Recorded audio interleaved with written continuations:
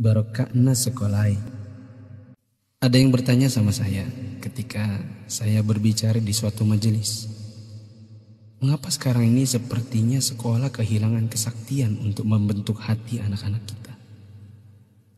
Ini pertanyaan dan bukan pernyataan saya. Saya hanya mampu menjawab begini. Dulu orang tidak sekolah setinggi sekarang ini. Bahkan di kampung tak ada yang hebat berteori pendidikan sedahsyat hari ini. Bisa dibilang teori pendidikan sekarang mungkin sudah menyentuh langit ketujuh. Tapi sebenarnya ada yang hilang, yang disebut dengan keberkahan. Keberkahan bukan buatan manusia, melainkan pemasena puange, rahmat Allah. Bukan sekolah yang membuat orang sukses, tetapi Allah lah yang berada di balik semua kesuksesan manusia dalam usahanya. Maksudnya, secara khusus saya mengajak Anda yang berusia 40 tahun ke atas untuk menengok sejenak ke belakang. Balik.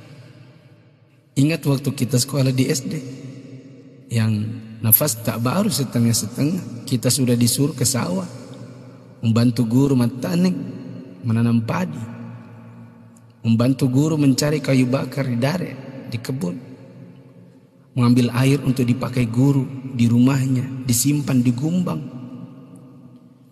Teori praksis pendidikan saat ini akan berkata bahwa ini tak ada hubungannya dengan kurikulum dan media pendidikan dan lain-lain.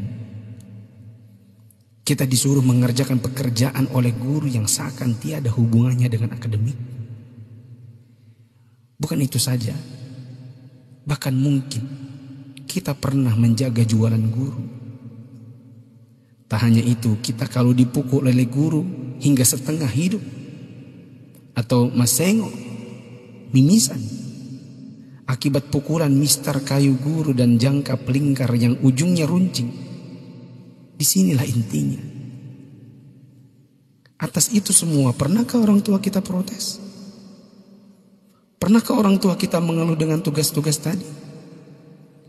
Pernahkah orang tua kita melarang kita ikut ekskul dalam tanda kutip yang saya sebutkan tadi, mencari kayu, mengambil air? Sama sekali no. Orang tua kita tak pernah mempersoalkan. Inilah mata air yang mengalirkan keberkahan. Atas kesabaran orang tua terhadap dunia persekolahan, Allah pun turun dengan tangannya. Dia membalas kebaikan hati orang tua atas penghormatan terhadap guru dan eksistensi sekolah yang bahkan mungkin dengan segala kelemahan. Tak perlu pakai teori pendidikan, sebab orang tua kita tak paham itu semua. Tapi teori dan kehendak Allah yang berlaku. Inilah yang disebut dengan barakah, keberkahan. Boleh jadi kita sudah jauh berjalan, tapi mari kita tengok sejenak betapa hebatnya pendidikan orang dulu. Kebodohan guru zaman dulu dengan ekskulnya, serta kesabaran orang tua dengan ketidakpahamannya, rupanya mengusik Allah Ta'ala dengan menurunkan barakah pamasya atas berkat rahmat Allah. Bukan hanya bagi guru, tidak juga hanya untuk orang tua. Bahkan keberkahan itu pun dinikmati oleh anak didik. Tengoklah sekarang, orang tua memenjarakan guru, anak memfitnah gurunya, dicubit bilangnya ditempeleng, diajari katanya dicaci maki, dinasihati lapornya dihina, ditegur ujarnya dipermalukan. Bagaimana mungkin berkah Allah bisa datang?